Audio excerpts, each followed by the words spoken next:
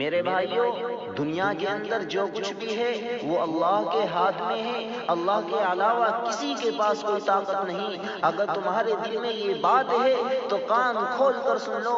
اگر تم یہ سمجھتے ہو کہ حالات نہیں بدلیں گے چونکہ امریکہ طاقتور ہے، اگر یہ سمجھتے ہو کہ حالات نہیں بدلیں گے چونکہ یورپ کے پاس، چین کے پاس، روس کے پاس طاقت ہے، اگر تم یہ سمجھتے ہو کہ ہندوستان میں اکثریت کے پاس طاقت ہے اور یہاں ایک بڑی فوج اور پولیس ہے، اس کے پاس طاقت ہے، حالات نہیں بدل سکتے، تو خدا کی قسم تم کان کھول کر سن لو، تم کافر ہو، تم مشرک ہو، تمہارا ایمان سلب ہو چکا ہے۔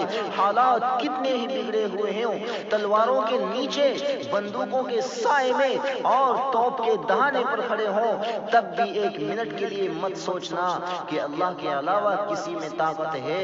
طاقت تو اللہ کے ہاتھ میں ہے، جس وقت چاہے گا، جیسا چاہے گا۔ میرے بھائیوں، قرآن اسی سے بھرا ہوا ہے۔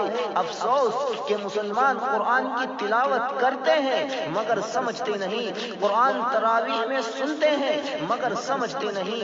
قرآن کو انہوں نے صرف برکت کی کتاب سمجھ لیا، قرآن کو انہوں نے یوں سمجھا کہ تعویذ کی کتاب ہے، تعویذ گنڈوں کی کتاب ہے، جھاڑ پھونک کی کتاب ہے، یا صرف ثواب کے لیے اس کو پڑھا جاتا ہے۔